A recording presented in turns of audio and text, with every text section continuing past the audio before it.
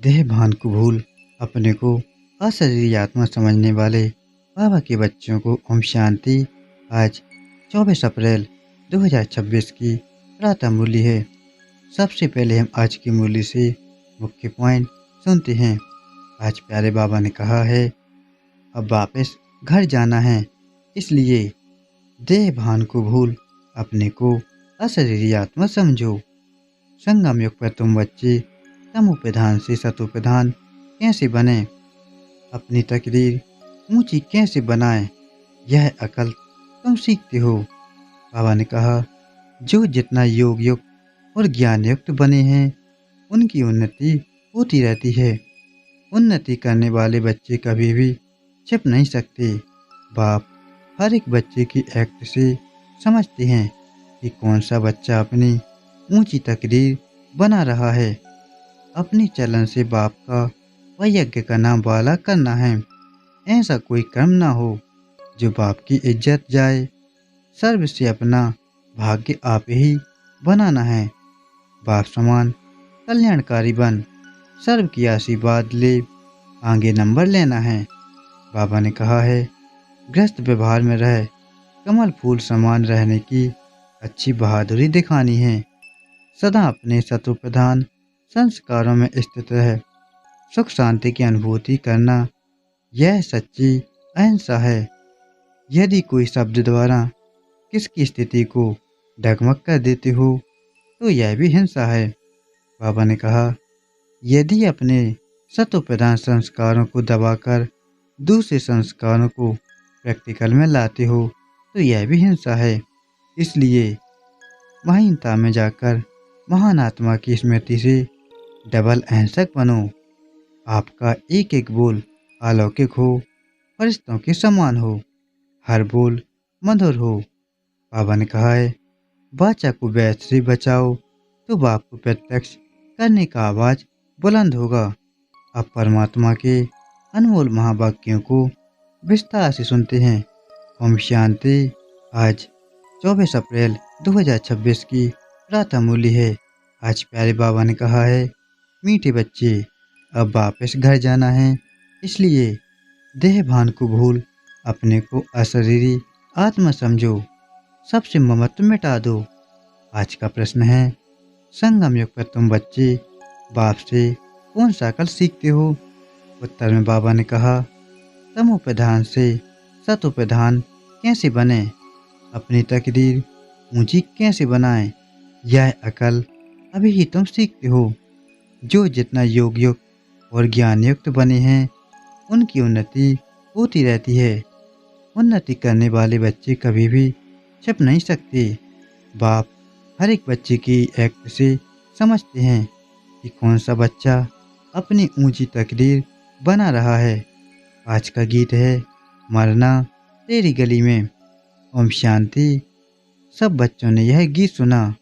बच्चे कहने से सब सेंटर्स के बच्चे जान जाते हैं कि बाबा हम ब्राह्मणों के लिए कहते हैं कि बच्चे यह गीत सुना जीते जी गले का हार बनने के लिए, अर्थात मूल वतन में जाए बाबा के घर में रहने के लिए। वैसे बाबा का घर है ना, जिसमें सब शालिग्राम रहते हैं। बच्चे ब्राह्मण कुलभूषण सुदर्शन चक्रधारी जानते हैं कि बरोबर वही बाबा आए हुए हैं। कहते हैं, अभी तुमको अशरीरी बनना है, अर्थात देह के भान को भूलना है। यह पुरानी दुनिया तो मिट जाएगी, इस शरीर को तो छोड़ना है, अर्थात सबको छोड़ना है, क्योंकि यह दुनिया ही खत्म होनी है। तो अब चलना है वापस घर। सभी बच्चों को अब खुशी होती है, क्योंकि आधा कल्प घर जाने के लिए बहुत धक्के खाए हैं, परंतु रास्ता मिला नहीं। और ही भक्ति मार्ग का चहचटा दिखावा देख मनुष्य फंस पड़ते हैं।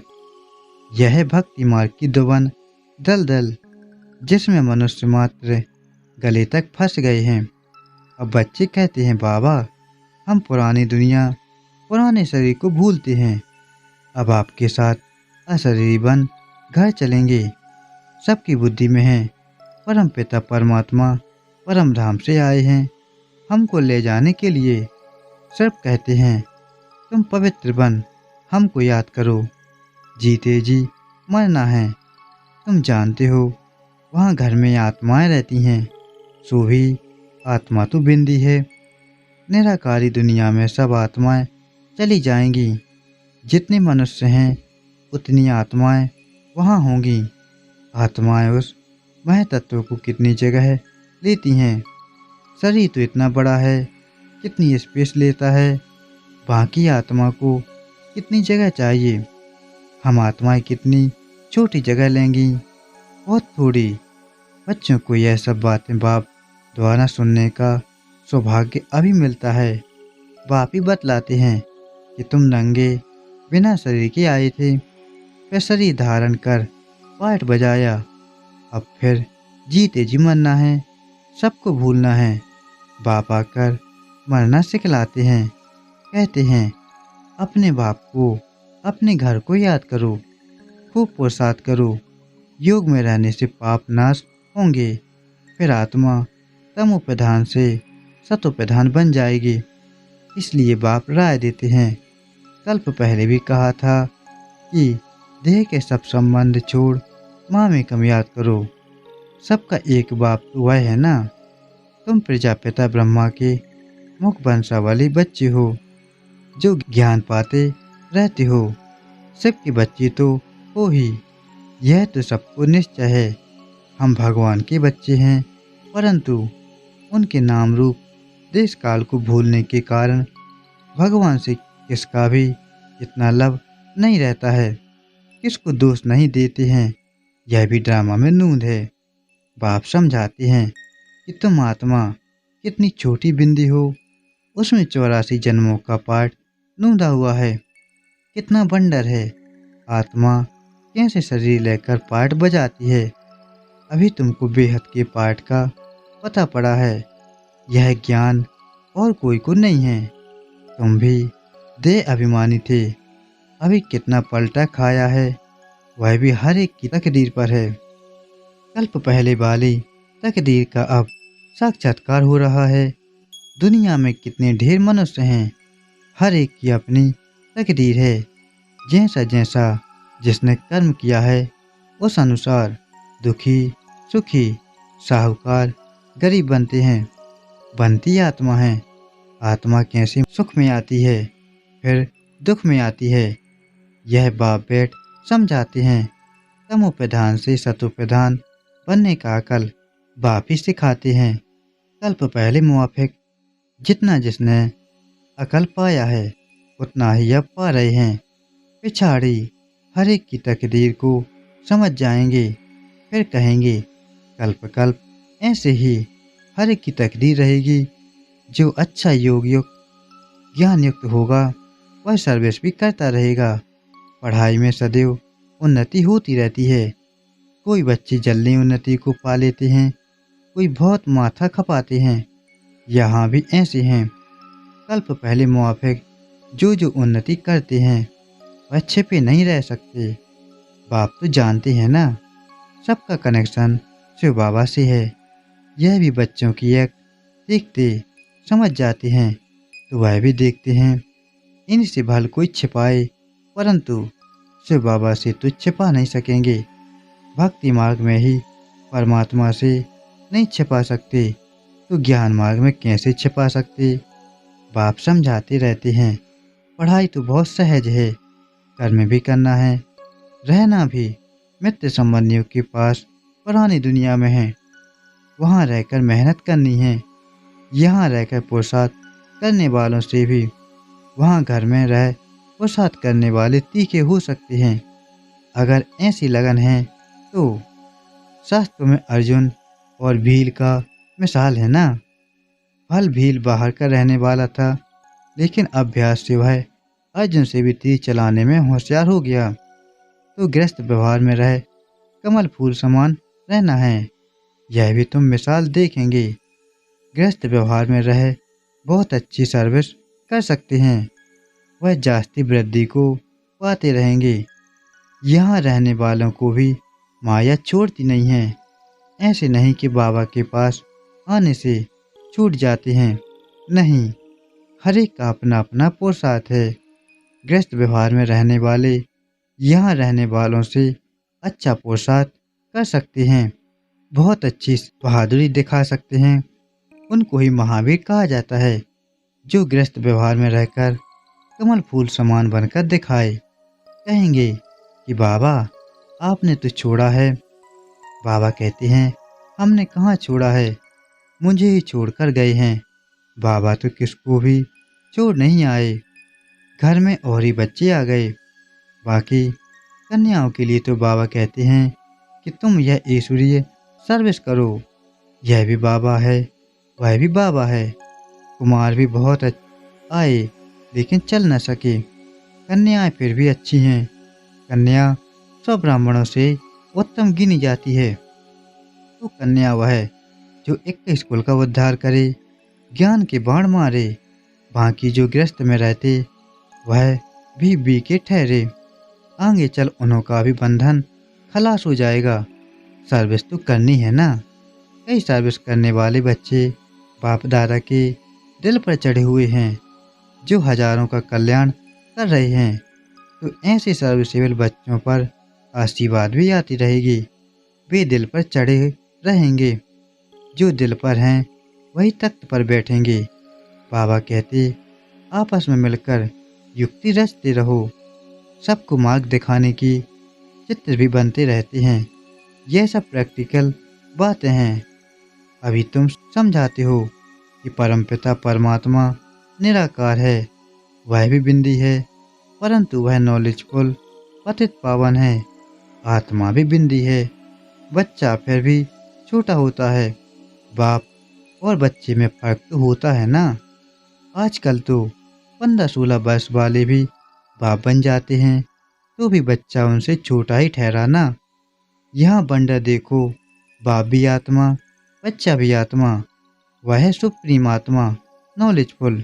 बाकी सब अपनी पढ़ाई अनुसार नीच व ऊंच पद पाते हैं। सारा मदार है पढ़ाई पर।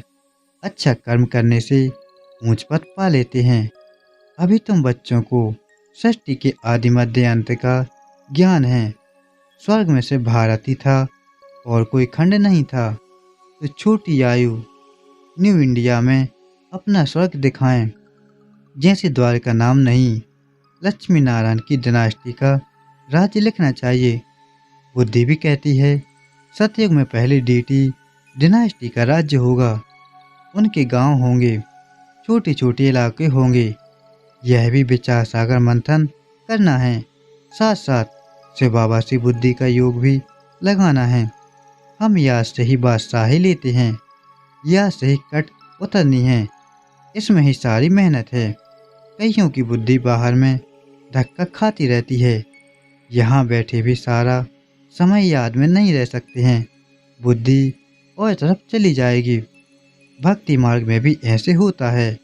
श्री कृष्ण की भक्ति करते करते बुद्धि और तरफ चली जाती है।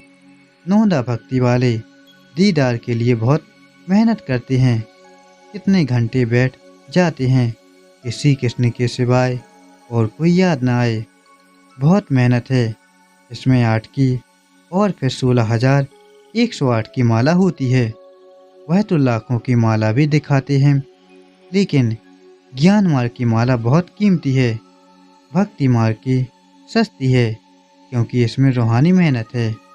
श्री कृष्ण को देख खुश हो डांस करते हैं। भक्ति और ज्ञान में रात दिन का फर्क है। तुम्हें यह नहीं समझाया जाता है कि श्री कृष्ण को याद करने से कट निकलेगी। यहाँ तो समझाया जाता है कि जितना बाप को याद करेंगे उतना पाप नाश होंगे। तुम बच्चे अभी योग बल से विश्व के मालिक बनते हो। यह किसको स्वप्न में भी ख्याल नहीं होगा। लक्ष्मी नारायण ने कोई लड़ाई आदि नहीं की है। विश्व के मालिक फिर कैसे बने, यह तो तुम बच्चे ही जानते हो। बाप कहते हैं, योग बल से तुमको राजाई मिलेगी, परंतु तकदीर में नहीं है तो तदबीर ही नहीं करते, सर्विसेबल बनते नहीं हैं।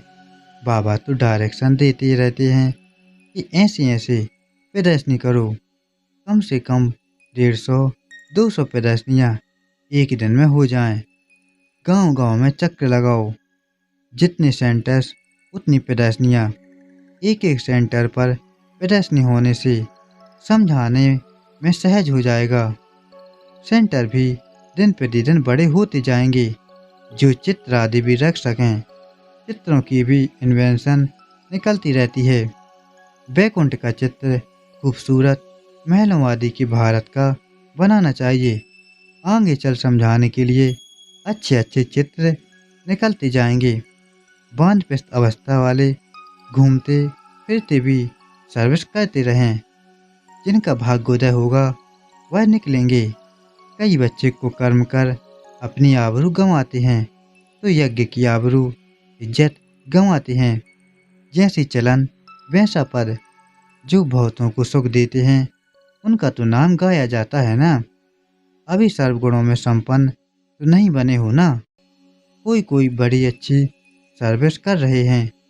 ऐसे ऐसे के नाम सुन बाबा खुश होते हैं। सर्व सिविल बच्चों को देख बाबा खुश होगा ना। अच्छी सर्विस में मेहनत करते रहते हैं।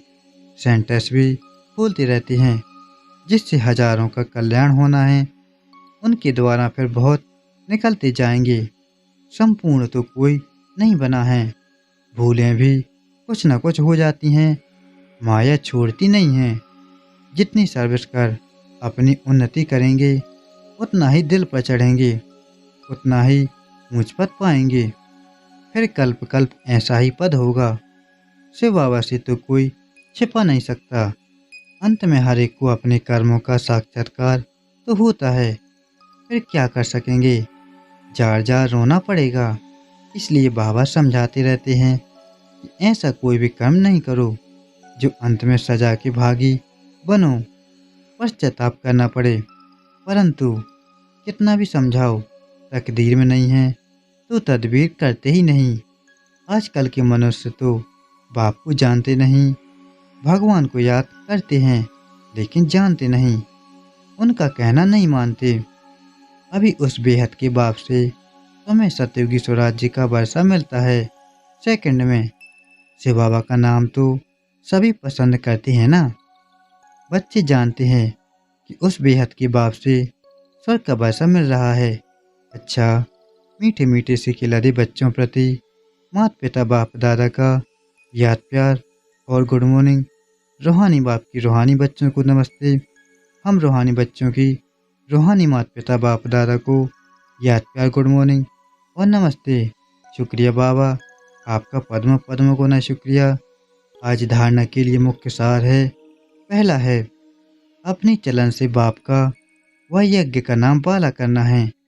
ऐसा कोई कर्म ना हो जो बाप की इज्जत जाए। सर्व से अपना भाग्य आप ही बनाना है। दूसरा है, बाप समान कल्याणकारी बन सर्व की आशीर्वाद ले आगे नंबर लेना है। गृहस्थ व्यवहार में रहे कमल फूल समान रहने की अच्छी बहादुरी दिखानी है। आज का दिव्य वरदान है, सतो प्रधान स्थिति में स्थित रहे सदा सुख शांति की अनुभूति करने वाले डबल अहिंसक भव। सदा अपने सतो प्रधान संस्कारों में स्थित रहे सुख शांति की अनुभूति करना, यह सच्ची अहिंसा है। हिंसा अर्थात जिससे दुख अशांति की प्राप्ति हो। तो चेक करो कि सारे दिन में किसी भी प्रकार की हिंसा तो नहीं करते। यदि कोई शब्द द्वारा किसकी स्थिति को डगमग कर देते हो तो यह भी हिंसा है। दूसरा है, यदि अपने सत्वप्रधान संस्कारों को दबाकर दूसरे संस्कारों को प्रैक्टिकल में लाते हो तो यह भी हिंसा है। इसलिए महीनता में जाकर महान आत्मा की स्मृति से डबल अहिंसक बनो। आज का स्लोगन है, सत्य के साथ असत्य मिक्स होते ही खुशी गायब हो जाती है। आज के लिए प्यारे बाबा का अव्यक्त इशारा है, महान बनने के लिए मधुरता और नम्रता का गुण धारण करो। आपका एक एक बोल अलौकिक हो, फरिश्तों के समान हो, हर बोल मधुर हो। इस बात पर अभी अंडरलाइन करो, तब प्रत्यक्षता होगी। क्योंकि अभी तक वाणी की शक्ति व्यर्थ जा रही है। इसलिए वाणी में जो बाप को प्रत्यक्ष करने का जौहर और शक्ति होनी चाहिए, वह कम है। बाचा को व्यर्थ से बचाओ तो बाप को प्रत्यक्ष करने का आवाज बुलंद होगा।